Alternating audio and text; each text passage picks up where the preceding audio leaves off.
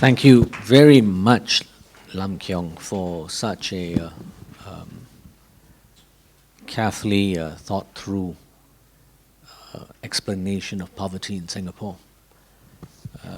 Allow me to say that I'm very much influenced by all that you have written and the many talks and papers that you have set out. And I've said this before, I think.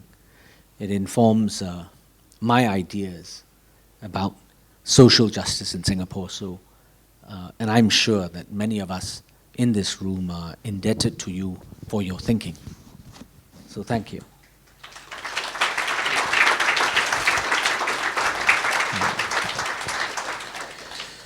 You delineated 3 categories of poverty, of absolute poverty. The working poor, the elderly poor, and the unemployed poor. And you started off by telling us that it was a policy error that really has underpinned or girded our policy failure in this area. And in fact, in layman's terms, we could say that most ordinary Singaporeans have money no enough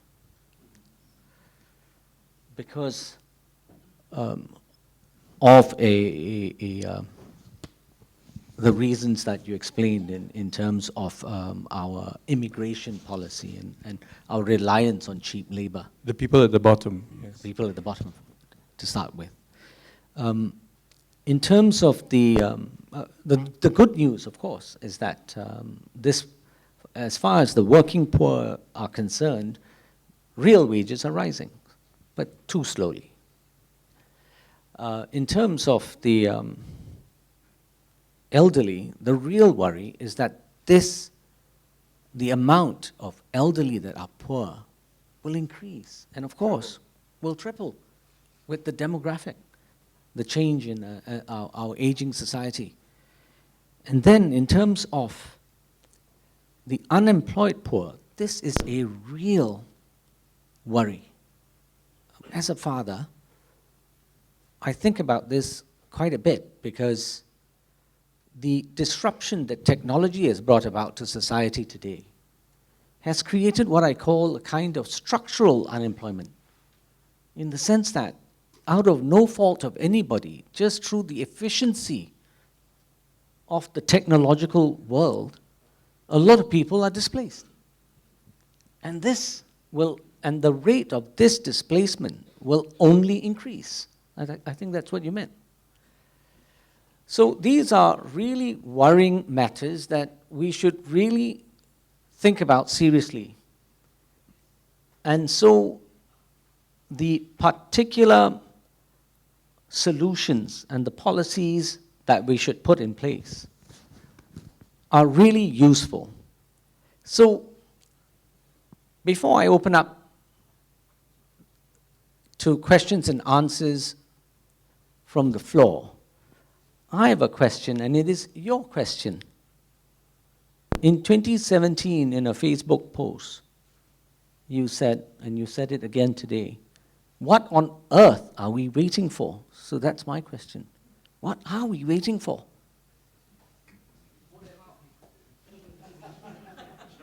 Christmas. Well, thank you for making me laugh, because I must say that it's been at times a disconcerting experience listening to you.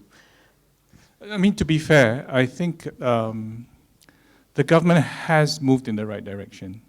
They instituted the WS, they instituted the Silver Support Scheme, they've instituted MediShield Life, which takes care of hospital acute care to 2011. They're starting CareShield, they're starting ElderShield. They've trebled the WIS from when it first started. They've just increased the SSS, the PA. They've gone from $300, $200 a month to $500 a month, but it's not enough. It's not enough because of how far the poverty gap, the living wage, is above it. And I'm not sure they know how far it is above it because it hasn't been measured properly, right? If you don't know where it is, you're thinking you're making progress, but are you doing enough to make a difference to the lives of 250,000 people? Is my question. Right? So I think there's needed awareness. There's needed awareness of what tools you need to do for research. There's needed awareness of what concepts need to be built and measured. There's awareness of what they need to do, and there's awareness, and you've got to get around this ideas block that giving people more money is going to make them lazy. This is not about laziness. This is about survival. If you don't survive, there's nothing to talk about. And anyway, a lot of these schemes, the WIS, does not disincentivize effort. It incentivizes effort. It's a subsidy to work. All right? The Silver Support Scheme doesn't disincentivize you from saving. Who's going to stop saving just because if I don't work, I'm going to get $800 a month? Who wants to get $800 a month? Right? So the laws of economics tell us that it's not going to disincentivize, make anybody lazy, but we need to take care of our people so that we remove the scourge of absolute poverty, right? This is a scourge that will slowly destabilize society. Look at what's happening in Hong Kong. People live in kennels, they will not believe. You will lose political legitimacy. You will lose political credibility. And once that is lost and people are on the streets, you can lose everything. Irreparably. So we have to seriously take social protection seriously and in a forward-looking way, right? And we have to prepare for the future. We have to be future ready for the trebling of the old elderly poor, for the dramatic increase in unemployment and frequency. So we need to be forward-looking. We need to be ready. We need to be ready, future ready. Yeah. Well, with that, I have the great pleasure of inviting ladies and gentlemen of the audience to ask your questions. There are microphones. There is a microphone. And Joyce is managing that microphone. She's that lady there in black and grey. Yes, the gentleman. Yes, thank you.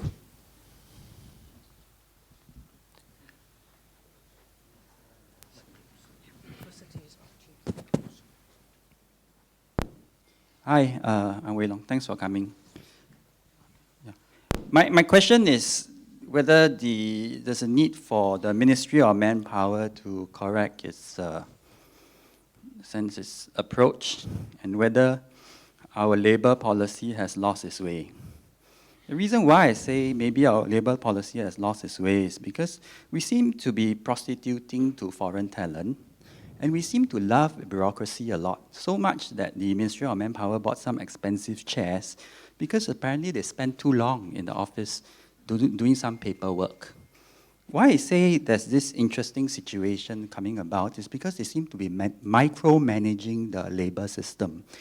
Why I say micromanaging? If you see the system of levies, the professionals who supposedly earn high salary, they pay zero levy. And the work permit holders who are already so hungry and earn very low salaries, their levies could be up to $1,000 a month, which, of course, as you said, depresses the, 1,200 I heard whisper. And as a result, I mean, everybody who hires poor workers in Singapore or foreign, they have to pay a lot of money to the government. So the poor workers, foreigners, and the poor Singaporeans are forever poor because the government takes all the money. So in this regard, the outcome would be that, firstly, if I hire professionals, I would not bother to train Singaporeans for the simple reason that I can always hire a foreigner for free. And Singaporeans will be deluded into thinking that they don't have to, improve their qualifications. Firstly, because the competition from free foreigners is high.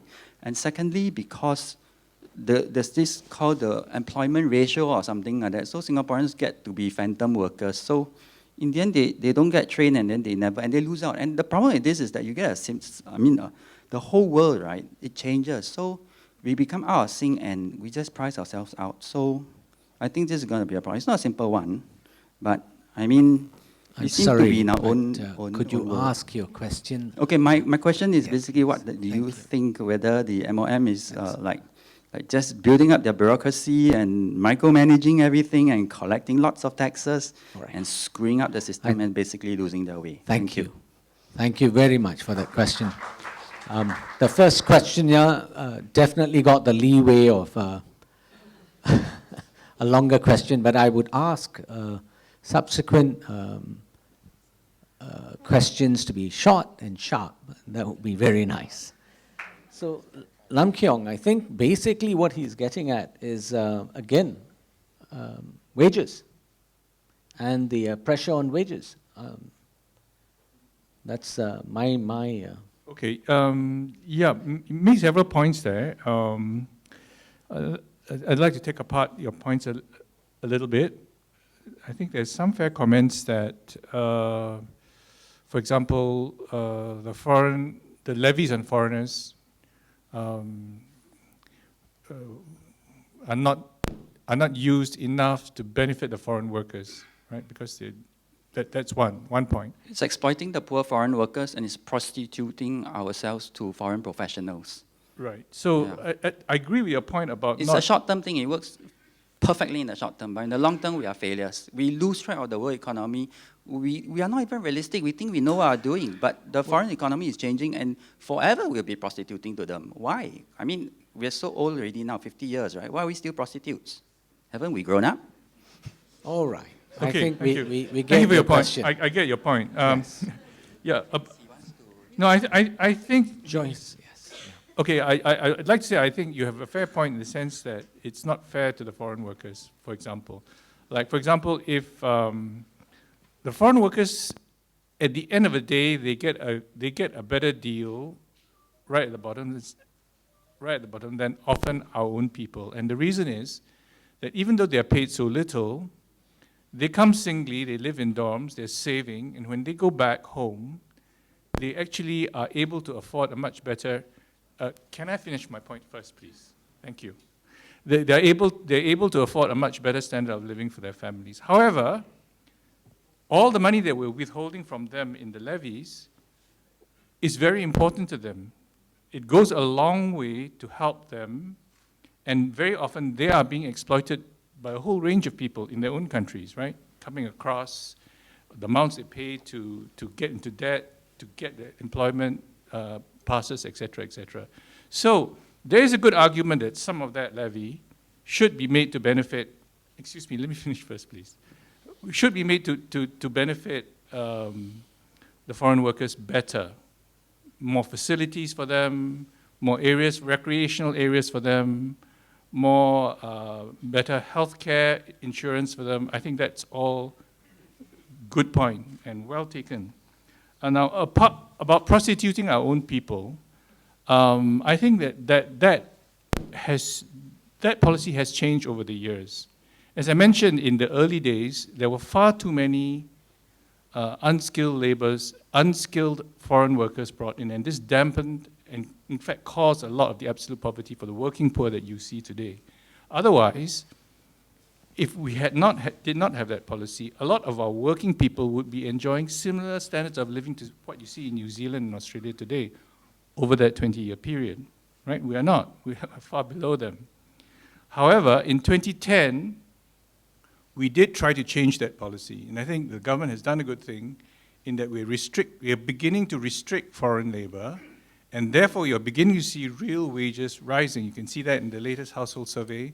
The last 5 years, our real wages, both individual worker as well as household wages, for the bottom 20%, has been rising significantly, and that's a result of shifting away from the policy era, and that's good, okay? Now, are they micromanaging it? I think there are a couple of issues here. We do need selective skills in our economy that our own system is short of. Every country does, not just Singapore, Canada, Australia, New Zealand. However, are you really making an effort to just bring in those skills that you need as opposed to bringing a lot of skills that are just convenient for employers? I'll give you an example, engineering. When I was in school, to go to engineering university was a top choice. Means the best students wanted to go together with medicine and law to be an engineer. Okay? Now, today, nobody wants to be an engineer. And the reason is, you brought in so many engineers from Philippines, from China, from India, not the best ones at that, but so many of affordable engineers that they've bid down the wage for engineers, such that nobody wants to be an engineer. It's not worthwhile being an engineer. What for you want to be an engineer for? It doesn't even pay, right? As a result, we are now dependent on foreigners to be engineers. For engineering, by the way, is a key skill in the knowledge economy of the future. So we're now held hostage to foreigners through a poor policy choice, right? And are we still taking in too many foreign engineers? Are we still taking in too many foreign IT professionals? I'm not sure if we have stopped that yet, you know? So that's the point. I suggest we give someone else a chance to answer the question. Yeah. I'm Thank sorry. you. We'll come back to you Yeah. if we have time. Yes. Okay, the gentleman in gray shirt. Yes. Sorry, gentleman in gray shirt. Could you please stand up here, please? Hello. First, thank you for the very insightful information. My first question is, you mentioned that about 250,000 people in Singapore which fall into this policy group. Why are they not forming enough pressure to the PAP to ask them to do more effectively kind of things, you know? What, in your opinion, is the reason? And the number two question is, can you just give us some information on Singapore's Gini coefficient compared to the other countries in the OECD group? Sure. Thank you. Okay. Do you want to take a few questions at a time? Sure. Maybe you can take a few questions. Yes. Shall we take another question as well, and then we will come back to Okay, who's next? Okay, we'll have this gentleman over here. Evening, Mr. Yeoh. Thanks for the very interesting discussion and the details. So the first question is, well, it pertains to manpower as well. So in the next decade or 2 decades, perhaps 80% of our professionals will be made irrelevant. I think the bottom 80% of the lawyers, the accountants, etc., will be made irrelevant due to automation and so on. So what do you think of the role of UBI to alleviate this problem and the current problem of poverty? Because, well, you talked about dignity, this thing, reducing... By UBI, you mean Universal Basic Income? Yes, Universal Basic Income. And the other question pertains to funding. So we already do have consumption tax on the new digital economy. Netflix, Google advertising, Facebook advertising. Do you think additional funding sources are needed? And do you think that perhaps a progressive tax on land which cannot run away is a possibility? Good questions. one more. Maybe we'll take it from there. There are 3-4 questions here. Yes. Okay, the first question was 250,000 citizens. Why no political pressure from them? Well, first, a lot of them are kids. So, you know, they don't vote. And so the voters are, you know, a fraction of that, maybe half of that, or a bit more than half of that. And they are the minority. Okay? They are unfortunately a small minority. The rest of the voters are not aware enough of their predicament, firstly, because statistics are not collected, because, you know, there's not much forums like these to educate people, because their story has not been told to the rest of the voters. So the key is really the swing voters in the middle. It is the people who are not absolute poor, who will have to vote for the benefit of the absolute poor, right? It is you and I who will have to put the political pressure on our policymakers to say it matters to us that our underprivileged brothers and sisters are not being well looked after. It matters to us. If there's not enough of them to make a dent in the votes, if we don't make a dent in the votes, they will never be looked after. That's why this has gone on, partly why this has gone on for some time, aside from the lack of information. So that's the first. On the Gini coefficient, okay, I can't remember the exact numbers now, but we are among the highest Ginis in the developed world. Now you've got to adjust that for the fact that we are a city, because cities have higher Ginis than whole countries, but you adjust that for the cities and so on and so forth. We are still one of the higher Ginis, that is the most unequal societies, economies in the world, together, ranking together with the US, the UK, Hong Kong, and we are right at that, we're on that side of the spectrum. And then in the middle are the Canadas and the New Zealands, and then on the better side are the Northern Europeans, the Germanys, and the Scandinavians, right? So that's where we rank. And inequality, I'm not exactly talking about inequality today, I'm talking about poverty, which is a small subsection of the inequality problem. But inequality generally is a deep social problem as well. We can go into that later, but that's where we stand. So that's that question. The third question was the universal basic income.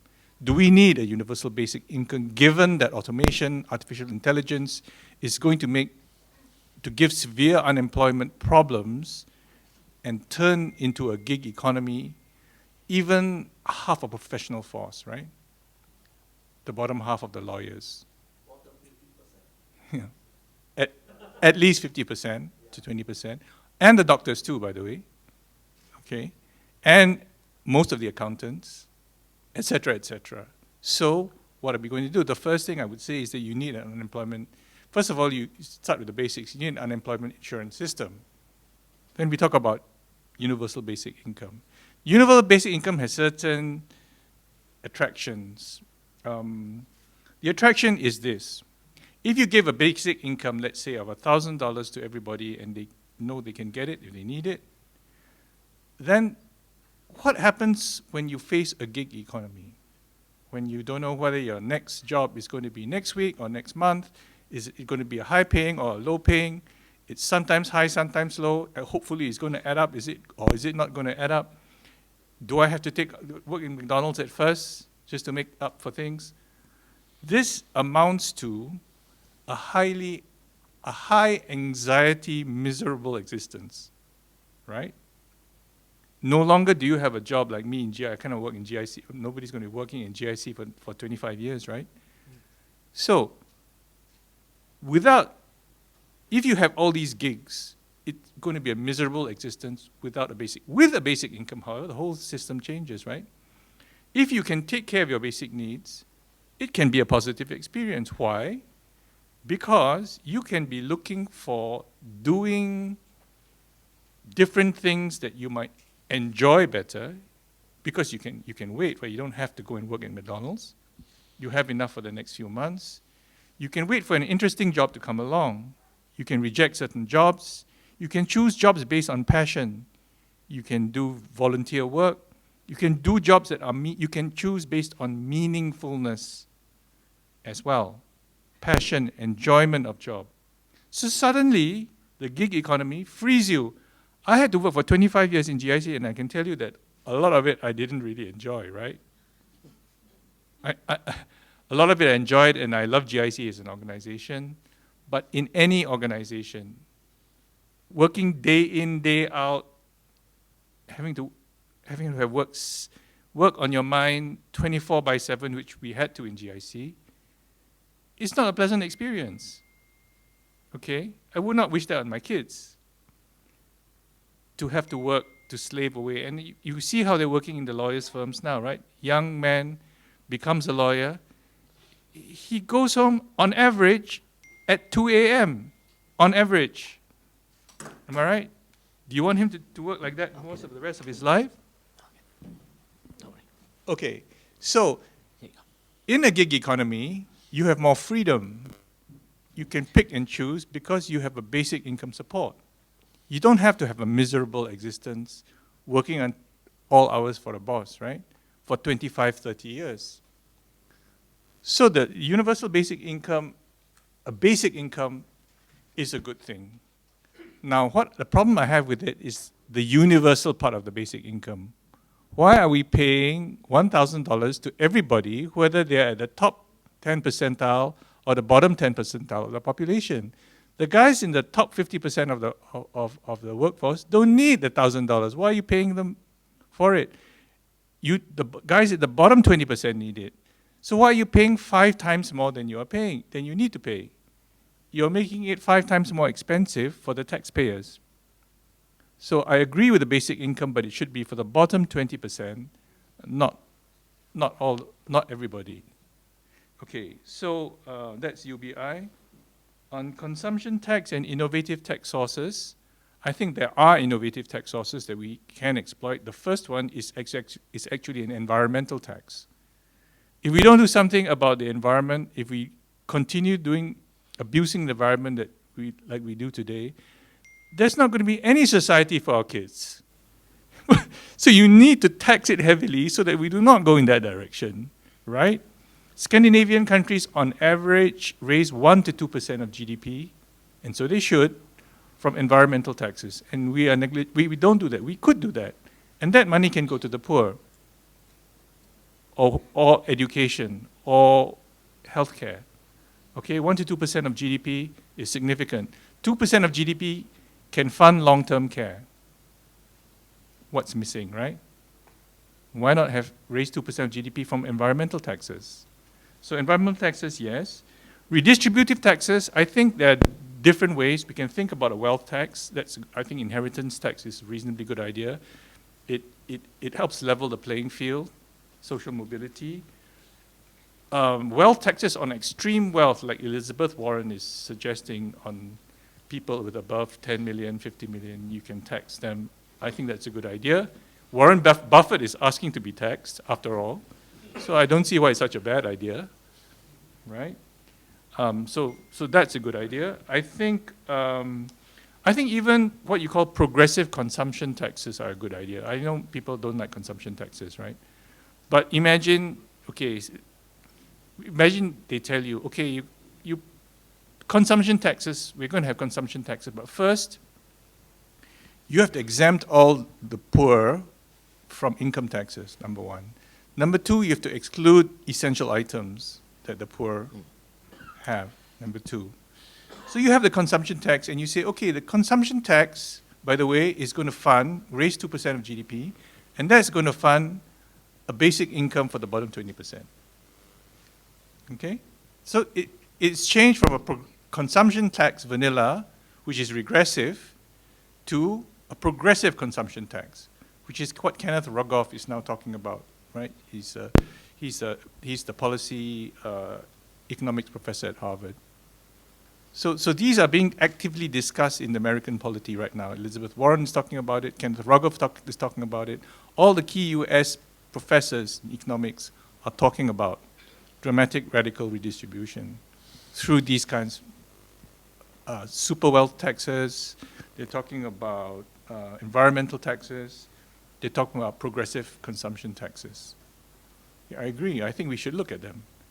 Singapore is blessed in the sense that we don't have to look at that many of them because we already have huge fiscal headroom.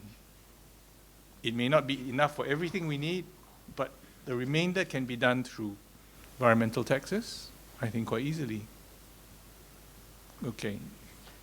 Thank you. Thank you. Well, we've gone into very deep and high-level policy discussions, and I don't want to lose our audience. And if there's a question or even a story that any of you have about poverty that you would like to share with us, I encourage you to put up your hand and share that story with us. So that we not only talk about policy, but we talk about real stories. In terms of the universal basic income, I suppose that's way ahead. And that's something we can start talking about and start thinking about. But it's really something that we will need to consider when we are in the middle of the gig economy in full throttle, and we have the kind of unemployment and the kind of contract work that you were thinking about. Correct. And otherwise, in terms of the future of work, that's a big topic, and we'll come to that again. But right now, let's talk about poverty, shall we? Next question. And don't be shy to say your name, I've not asked you. Yes, Terry. Terry has a question. Man of the moment, State your full Terry name, Su. please, Terry. No. I just want to ask a simple question, because the thing is, OECD, right? The income inequality, right? I just realized early this year that the inequality measurement, right, that Singapore use, right, is so different from the other OECD countries, because we do not measure income that is derived from non-income. Meaning, right, someone who is like the co-founder of Facebook, who is currently the second richest in Singapore, it is right, second richest in Singapore, right, can be seen having the same wealth as a cardboard collector, because the income from capital gain, from the dividend, etc., is not considered. So in this case, it actually further worsened the inequality, the sense of inequality that's in Singapore, because we do not measure this group of people who basically benefits from capital gain. And I think that's the troubling part. And I would like to actually hear from Mr. Yeoh on how important such statistics actually helps to highlight to the people. Because the thing is, for the longest time, the government has been using all this so-called adjustment, especially when you say adjustment when you factor into subsidies, grants, all these things, right? Then people say, oh yeah, the government has done a great job and whatever. But to consider the fact that certain figures are being hidden by how you measure them, that's actually very troubling, because you do not use a standard where you can see very clearly. Yeah. Thank you, Terry. I think the measure that you use is important. Thanks, Terry. Lam Keong? Well, one more? Okay, I think this gentleman in pink, you raised up your hands a couple All of right. times. Yeah. Could you please come forward, state your name? Yes. Thank you, Joyce, for being my eyes. It's a State your rather name, large please. room, yes. Okay, my name is Philip. Couple of questions for Mr. Yeoh. First, do you think a minimum wage system will alleviate the poverty in Singapore? If we do implement a minimum wage system, then will we have upward pressure on the cost of living? Right, that's one question.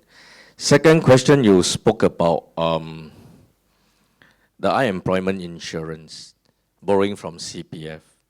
But what if after 3 months you still can't get a job?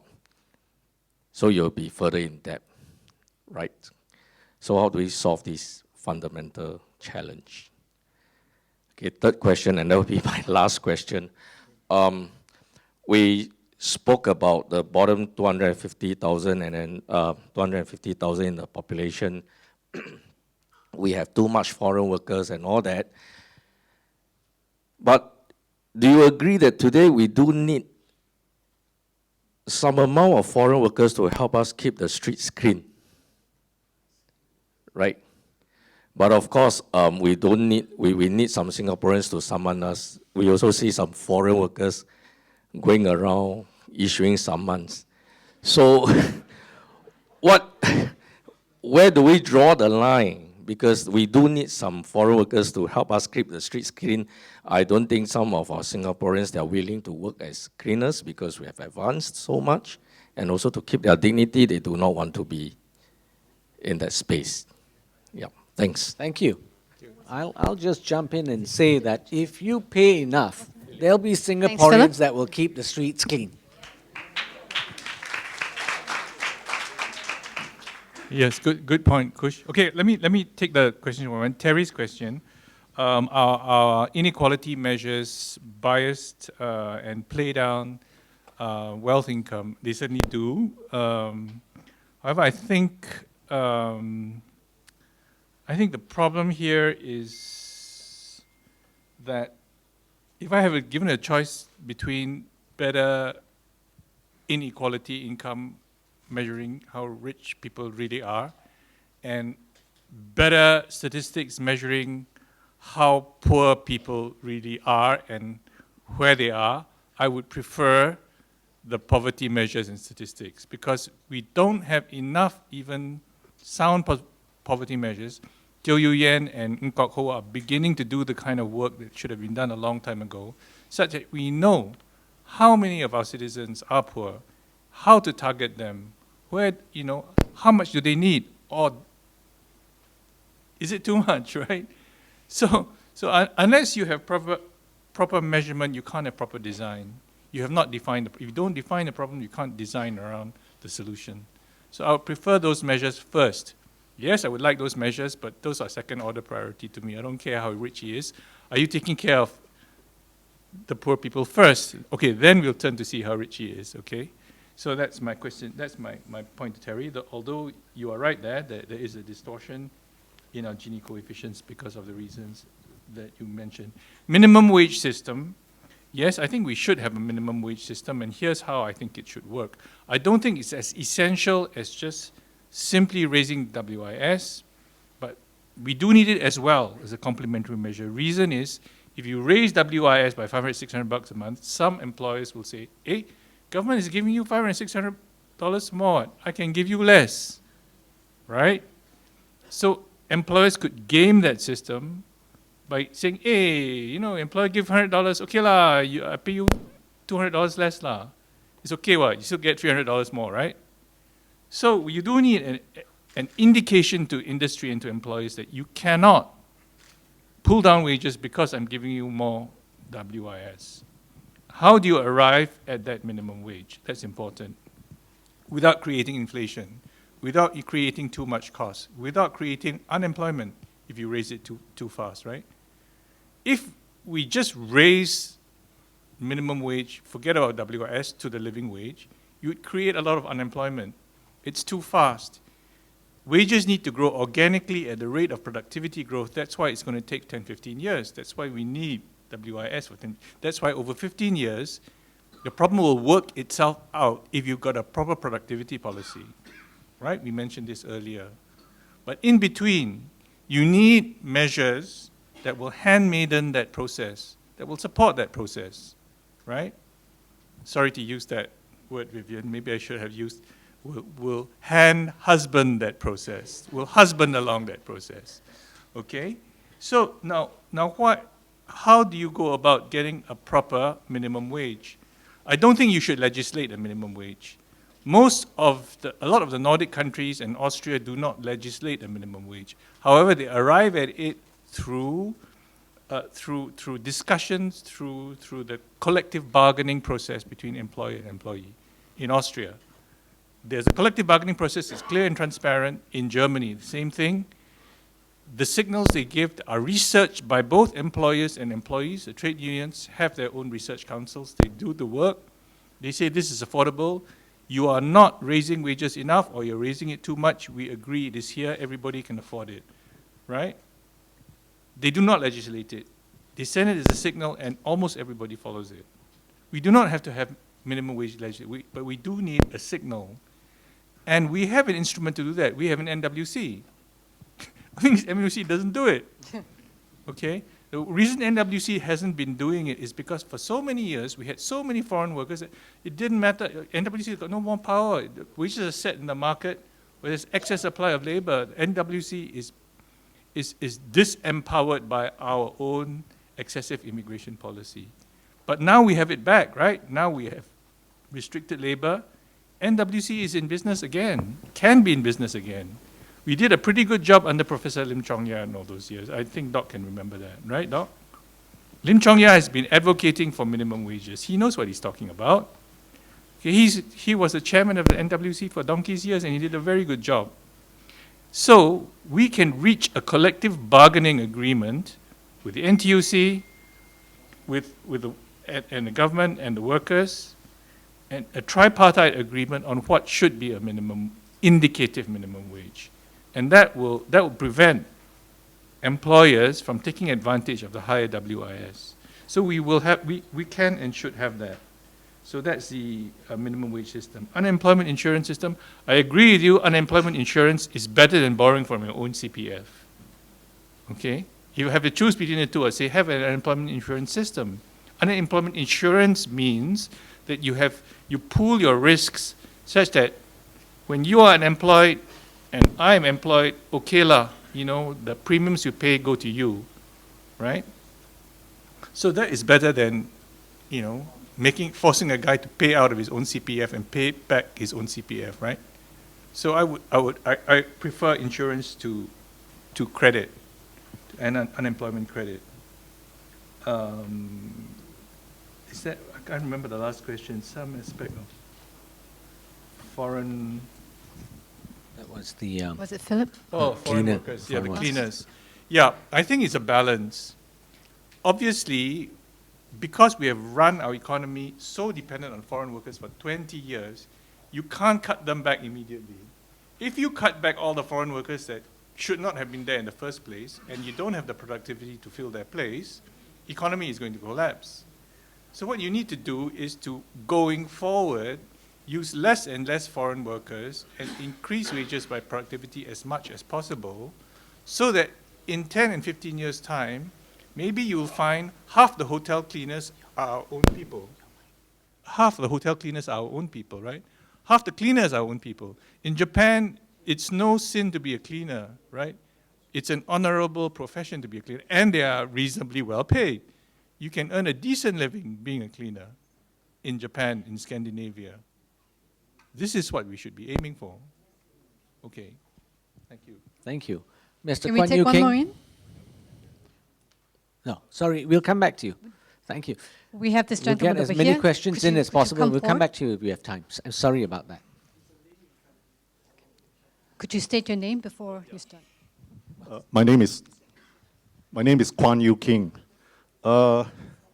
Yeoh, I would like to refer to your slide, the one on absolute poverty, where you concluded by saying that based on your calculations, we need 0.2% of our GDP to implement your plans.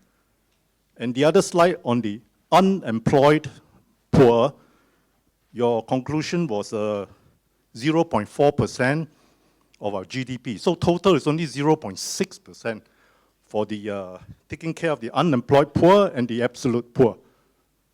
Then why don't they do it?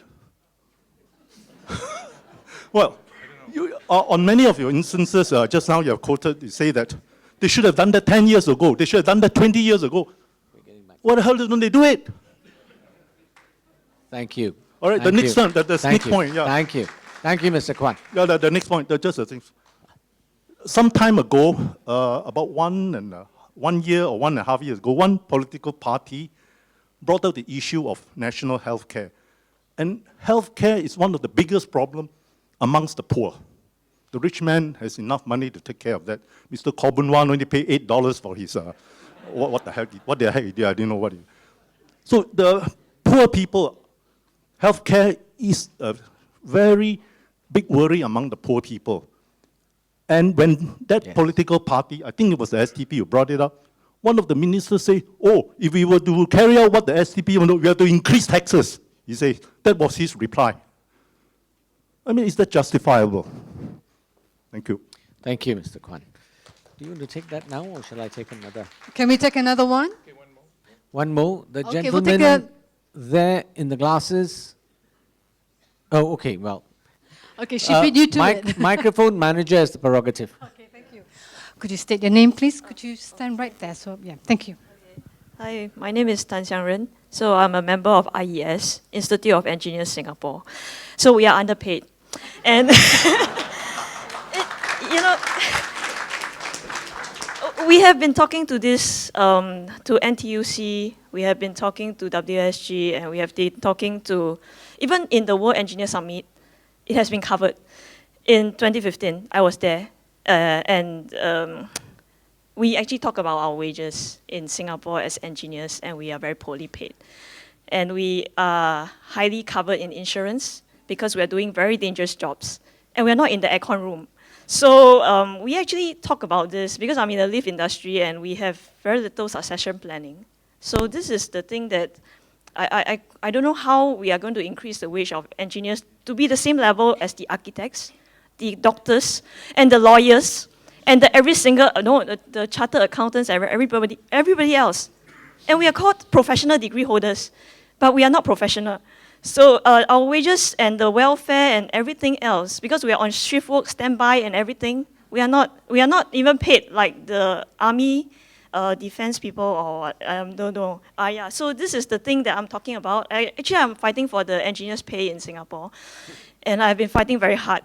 And the next thing I want to talk about is GST, because I've been working in Japan before. I worked in a Japanese company before, and Japan didn't have GST. I think they introduced it in 2017. When I went to Japan, I got a shock.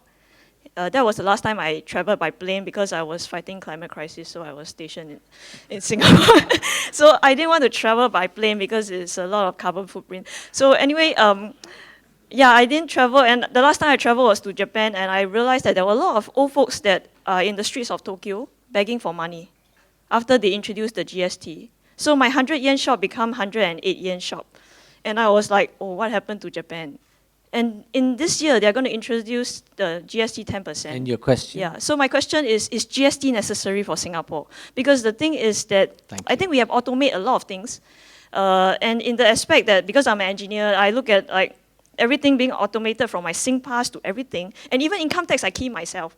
So I'm like wondering, why do we need GST? Because everything automated already. So admin work is covered by government. They procure contractor consultants from private industry. And I literally wonder, why do we need GST? Because after Japan introduced GST, you have started to see that they question, even the kids in Japan ask there's this comic strip that shows, in Japanese, that shows that, I just cover it briefly, that why, so they ask the teacher,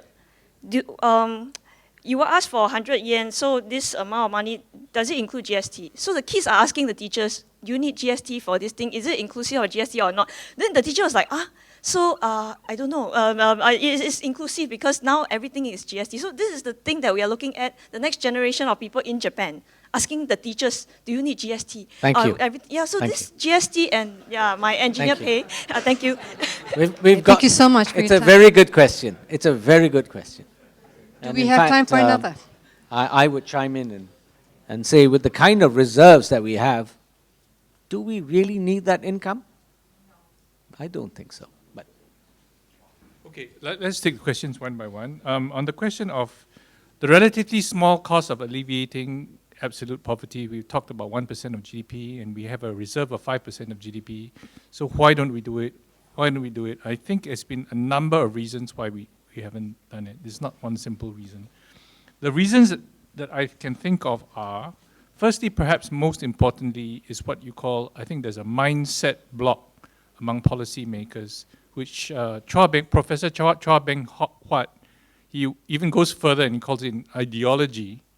And ideology means to say an irrationally held political belief, not irrationally held, a political belief that is held strongly without reference to evidence.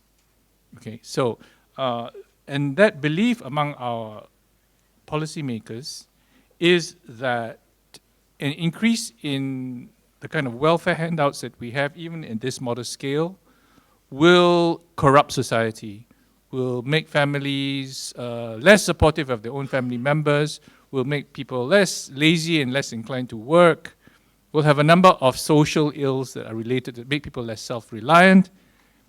That is the cluster of beliefs that I would call a mindset, an ideological anti-welfarism mindset. Now, if you look at the evidence for this, if you look at the evidence of economists who have studied the poor, their reactions to handouts, their reactions to having more cash, their reactions on the labor market, do they supply more labor, do they supply less labor, do they become less dependent, do they support their families less or more, there's absolutely no evidence that at the levels that we are talking about, when you're safeguarding basic needs, none of these forces that they're worrying about in evidence, there is no evidence for it. In fact, the evidence is the opposite.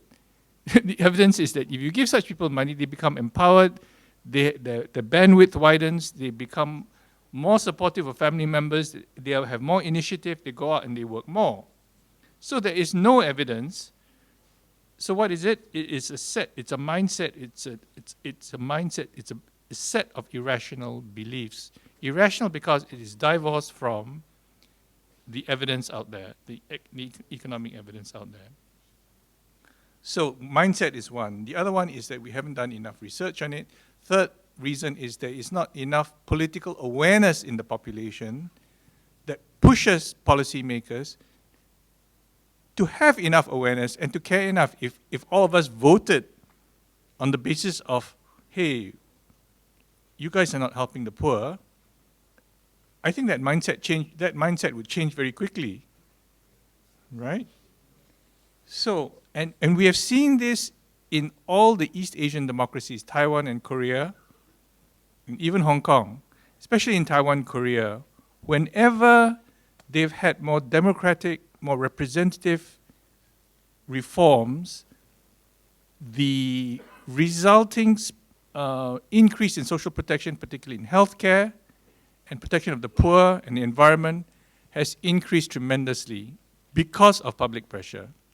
So public accountability is a very important driver of policy change for social protection of the poor. So I think the converse to your point is that we need more public policy, public political awareness of this. Okay, so that's that question. Second question is, do we need greater taxes for better health care? My answer is, off the cuff, we're spending 3-4% of GDP on healthcare at the moment. It will increase by another 3-4%. 2% has to cover long-term care, and another 1-2% has to take care of the aging population in acute care, plus chronic long-term care. So you're looking at an increase of 3-4% of GDP from an existing level of healthcare spending. Can we cover that? We have a 5%, probably a 5% surplus. So we'll use most of it in healthcare. So on its own, we don't need to raise taxes, but because there are other spending needs for the poor, there are spending needs for education, there's spending needs for industrial policy. Yes, we need more revenue, okay? And whether that means an increase in taxes, I think there will have to be an increase in the long run if we need to meet all our social needs in some form or another. The question is what form? Is it a progressive increase in taxation, or is it a regressive increase in taxation? Are we making full use of things like environmental taxes, which are needed? We haven't even talked about that. Why are we considering GST after environmental taxes? Why don't we consider environmental taxes first? It can raise 2% of GDP, 1% of GDP. What about, okay, now coming to the, so if you include all our needs other than healthcare, yes, we have to think about other revenue sources. So the answer is yes. Do we need GST in Singapore, an increase of GST in Singapore at the moment? Not at the moment. We will need it. Okay, if you want to spend another 4% of GDP on healthcare, another 2% of GDP on education, another 2% of GDP on the poor can be spent immediately, another 2% of GDP on industrial policy. This spending does not take place tomorrow. This spending takes place over the next 5 to 10 years. You can't spend 10% of GDP in 1 year. It will cause inflation. You can't expand a healthcare system to meet the whole population in 1 year. It's a 10-year job. You spend it over 10 years, right? You refurbish your HDB flats over 10 years, right? You invest for climate change prevention over 100 years, right? So if you're spending 10%, if you're spending 10% of GDP over 10 years, you don't need it immediately. So do we need to raise GST now? I don't think so. Might we have to raise GST someday in the 5-10-year future when we need to meet all our needs? Yes, maybe we will. Question is, why are we raising it now? When we haven't even met, why are we raising GST now to create another 2% of GDP when we haven't even spent the 5% of GDP? We haven't even spent 1% of that 5% of GDP to help our poor. That's my question. I agree. Okay? So in the long run, yes, maybe, but why are we spending it now and why are we not helping the poor now is a more important question to me. And if you want to talk about GST too, there is GST and there's GST. Okay, there's GST where you exempt the poor, essential services and goods for the poor. There's GST when you earmark that receipts to, for example, to cover basic income, which Kenneth Rogoff is presenting. That is progressive GST. That's different from GST now. Okay, yeah, we always help the poor a lot. You know, see all the subsidies here, there, everywhere. Yeah, we'll help them. Yeah, really? Is that progressive GST? I don't think so. Okay, so you earmark that GST proceeds for basic income, for the poor. Yes, that's progressive GST. If you say, well, you trust us to help the poor, no, that's not progressive GST. Sorry. Okay, so there are many different kinds of GST, and I think we should consider them actively, and we should cross our bridges when we need to. The first bridge we need to cross is the first bridge we need to build across the chasm that leads to the valley of absolute poverty. It's only 1/3 built. Okay, thank you. Yes, gentlemen. Which in one, front. Krish? Mike. Well, Is that actually, you? the Or gentleman is it you? with Okay, glasses, please, yeah, step forward. Yes, exactly. Yes. He's been Right there, please. State your name. My name is Chua Bien. Thank you for the lecture that you given us. It's very interesting. I agree totally that 200 to 250,000 poor is absolute poor. It's very bad. But my question is, we have surplus. Where did this surplus come from? How does the department use their money? Where is the transparency? And where is the accountability? Money that could have been put to better use. Is there a way we can monitor it instead of spending 800,000 on the rubbish chute and overspending Youth Olympic by 3 times? And now we are going to have another new stadium, I heard. Is the Changi Airport 5 a requirement? So are we spending too much money from our reserve to go into this place? Is there a way you can educate us, educate the people, to ask for transparency and accountability? Thank you very much. I'm Okay. sorry, in the Let- interest of time. Let me because- take Thank you that so much. question because that's an important question. And I'd like to spend a little bit of time in explaining this particular question, okay, which is at the heart of fiscal policy debate in Singapore.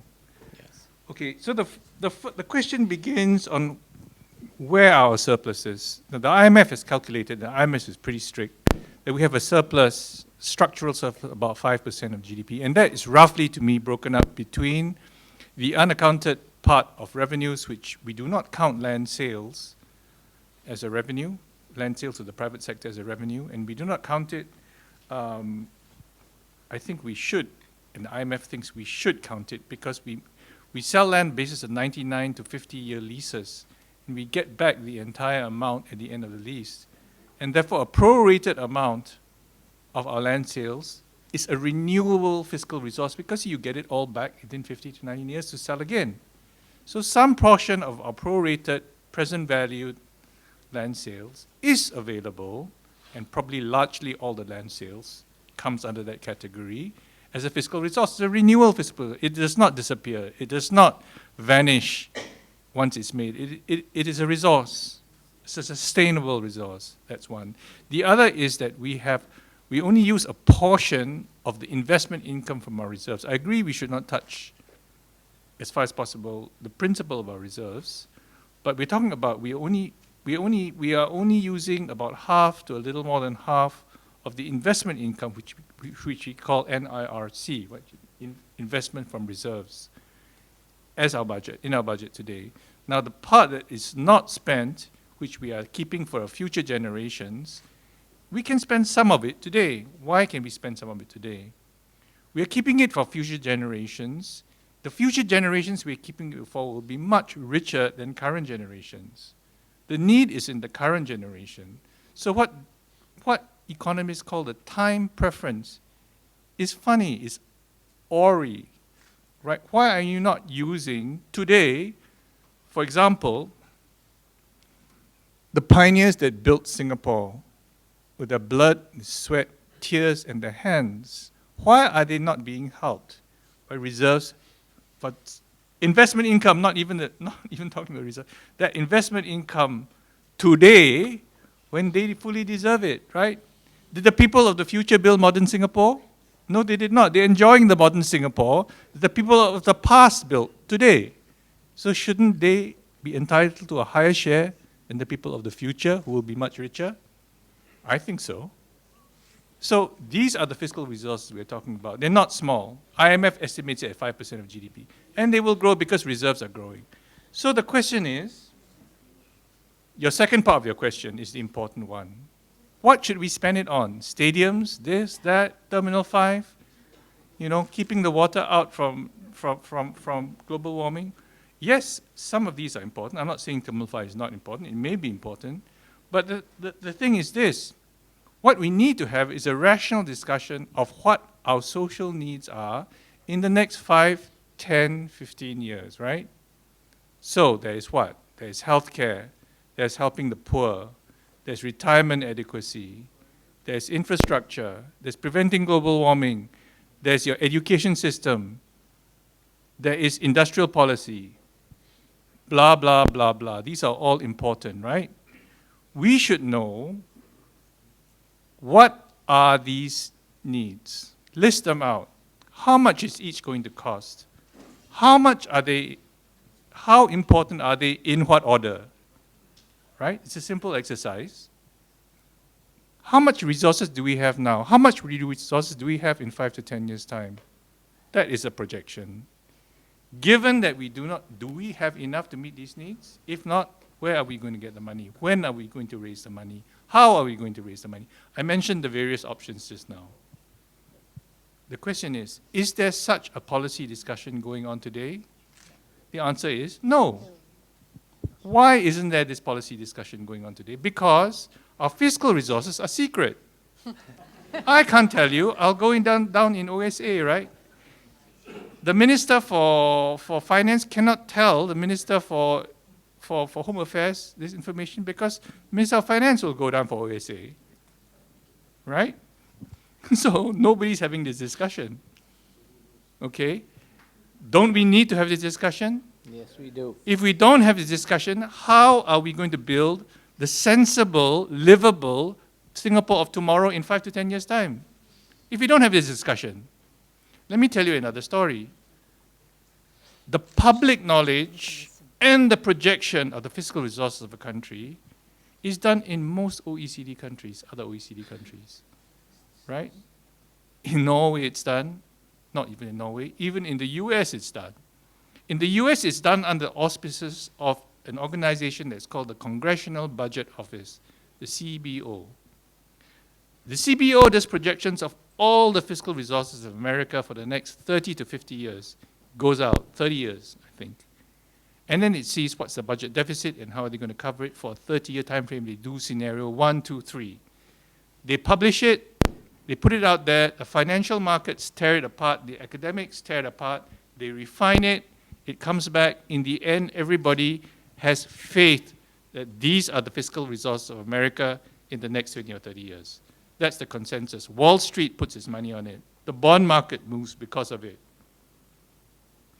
By the way, they ignore the same projections from the Treasury because they know there's vested interest there. This agency reports to Congress. It's called the Congressional Budget Office. It is independent of the government. It reports to Congress, to the lawmakers, all right? So, why don't we have such an organization? Why don't we have such transparency? Why don't we have such public knowledge? Okay, so we need that because that's the left-hand side of the right-hand side of what our needs are. If you don't have the left-hand side of your resources and the right-hand side of your needs, how are you going to meet them?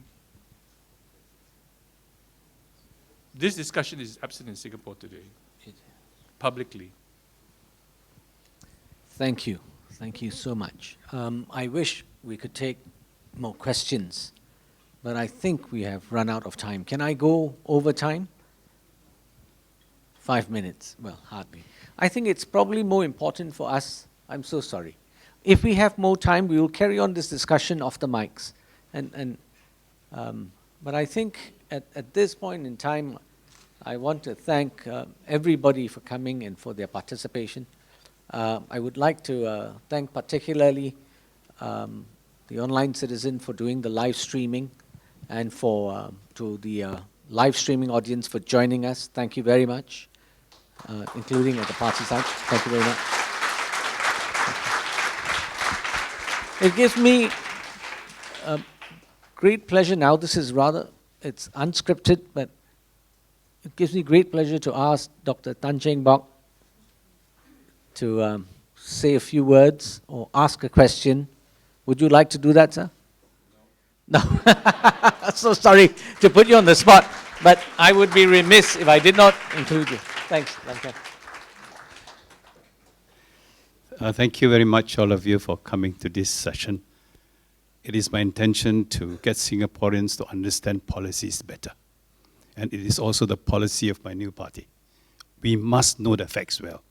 We cannot just go and rely on newspaper cuttings data. So we have gentlemen like Nam Keong here, very qualified, knows the subject super well. And I'm sure all of you must have learned a lot from today's discussion. I have learned a lot. And I'm really grateful to you. And I'm sure we'll see more of you. Maybe he should help me to draft my paper. Okay, anyway, thank you very much. Thank you. And thank you. Thank Coach sir. At this point, I would again call upon Dr. Tan Cheng Bock to give a small token of our deep appreciation to Yeoh Lam Keong.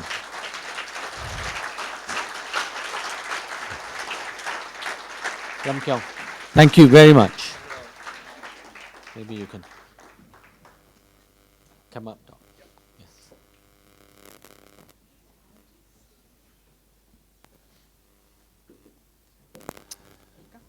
There you go. Thank you.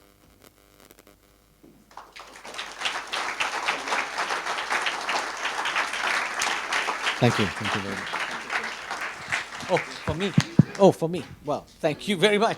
I didn't expect that. Thank you, sir. Thank you. Thank you very much. I didn't expect that. Thank you. Thank you. Thank you. So we have come to the end of tonight's program. Thank you, both those online and those here for this talk. Please note that the PSP Talk series, opinions expressed by the speakers and some of the questions from the floor are their own and may not be representative of the party. So we look forward to see you at our next PSP Talks. Good night.